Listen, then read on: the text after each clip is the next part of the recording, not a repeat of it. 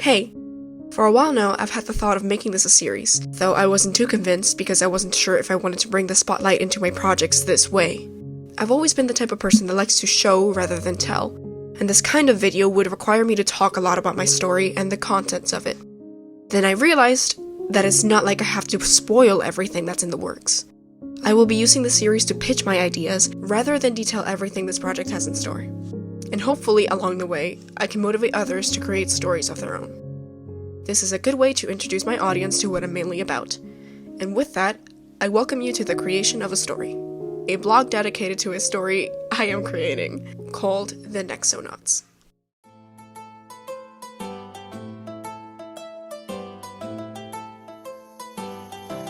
This video is going to be divided into steps processes, even though I sometimes tend to break these steps and make jumps ahead and back when creating my stories.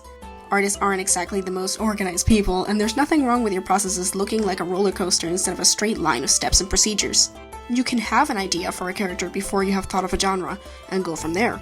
Hell, you can think of an interesting scenario with no context and make an entire story for that scenario that you have thought of. Still, it is easier to explain the process in this format, and for the sake of you understanding my ideas, I'm presenting my work in a sort of straight line of steps. These steps will also be divided into phases, which will be separate videos of their own.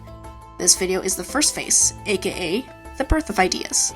This is pretty much the beginning of how a story comes to be, though I'm pretty sure that's obvious. Art-wise, I tend to do a lot of exploration sketches in this phase rather than full-on pieces. Overall, I'd say this phase has 3 steps for me, with step number 1 being thinking of a genre.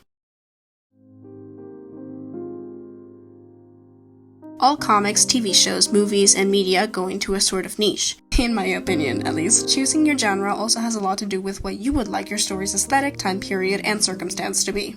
For example, if you're feeling like creating a story with magic in it, you're likely to go into a fantasy genre route.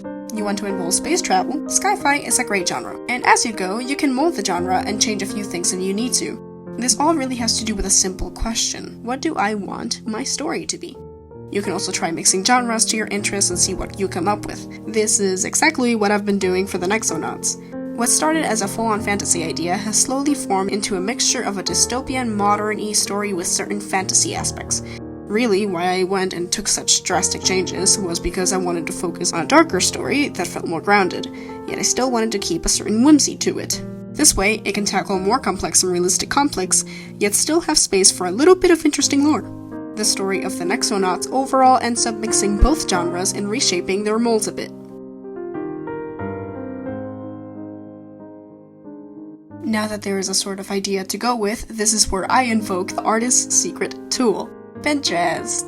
The main goal in this step is to look for images that you associate with your story and organize them into a folder so that you have clear ideas on what you'd like your story to look and feel like. This is a sort of starter on the question, what kind of world am I creating?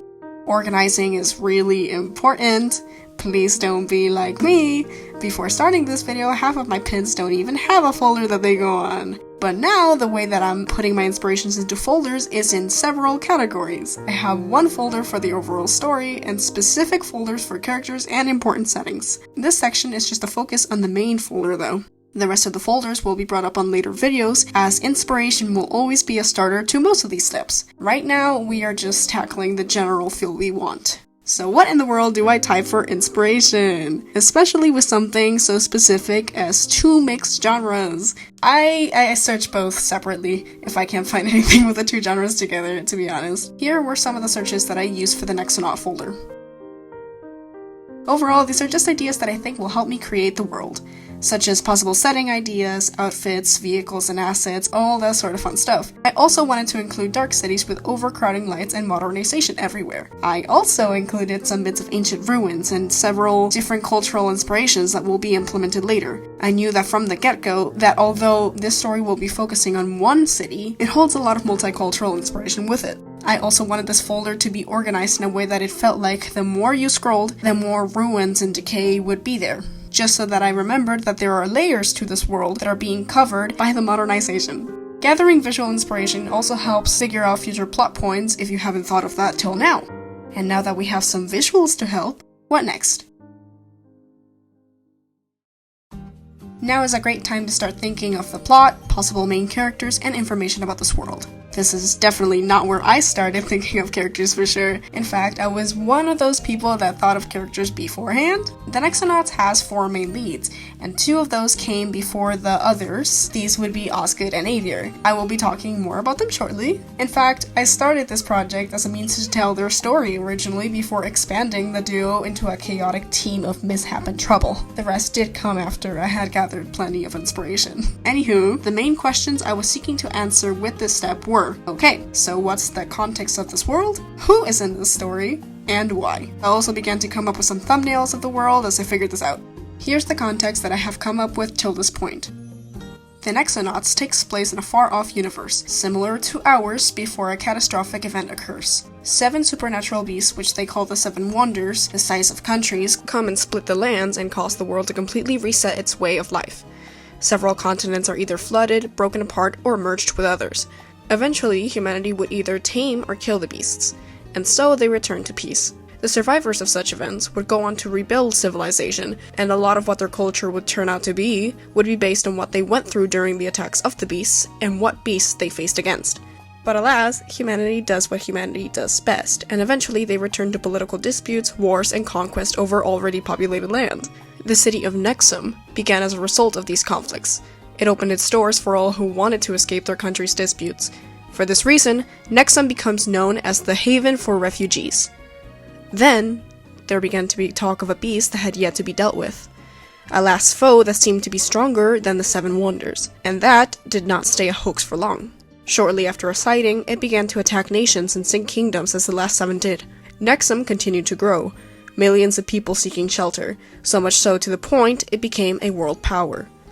It becomes more technologically advanced as time goes on, therefore more able to deal with the threat.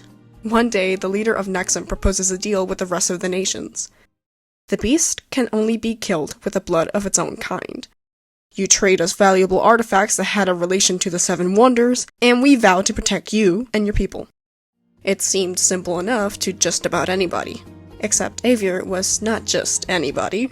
He'd always been a skeptic of Nexum, even if he'd never seen it for himself. And one fateful day, when the beast attacked his shore and destroyed his home, he'd made his mind up entirely. There was a connection between Nexum and the beast that no one knew of, and he intended to find out. There we have an interesting idea for a plot, a base for world building, and even a main character mentioned in the end. Now let's delve a little bit more into the who's and why's. I like to think about what purpose characters have in the story as I'm making them so that I'm not overcrowding the main cast. Avier serves as our protagonist. He is a guilt-ridden hero that wants to avenge his nation after its catastrophic destruction. He is determined, very self-reliant, and a bit stubborn. He's also very reserved. Many will often look at him and make the assumption that he is stoic, when in truth, he's just really good at putting on a bit of a poker face. His main skill is converse and negotiation, ironically enough. He is also an attentive listener. He knows what he wants out of a conversation and how to get the information he needs. That alone won't get him anywhere, however, which is why he reluctantly assembles a team to help him figure out Nexum's secrets. Hence, the Nex-O-Nauts. He hires people that have a skill he lacks. An ex-soldier for Nexum, aka an insider and a fighter, a cartographer to help him find his way, since Avier is a foreigner, and a skilled transport to get them anywhere they need. That of which are Osgood, Aleda, and Kirk. All have separate motives as to why they choose to help Avier in bringing Nexum's secrets to light, whether it be justice or a chance to get back home. All things considered, they all want Nexum's downfall as much as Avier does. This concludes the general experimentation. We've got all the ground rules for the story, and we can begin on deeper exploration. That, however, will be saved for the next part of the series, since this video is getting a bit long. For the second part, I'd like to focus on developing the 4 characters we've established a little more, just so we can get that out of the way. It's definitely something I'm excited for, since my favorite part of creating stories as a whole is the character creation. I hope you enjoyed this video as much as I enjoyed making it. I tried to include as much concepts as I could. The Nex-O-Nauts is a huge part of who I am as a creator. If you followed me on any of my social media prior to this video, you might have stumbled upon some art I've made of the characters and such. I feel like it's definitely worth a shot expanding on its story and finally giving it life. My end goal for this series is to have all the pre-production references I need to take on a comic project. I also hope that I was able to bring some inspiration to anyone out there, And let me know of any questions that you might have of this universe, or better yet, feel free to comment your own story ideas that you're developing if you have any. With that, I hope you all have a wonderful day. Ciao!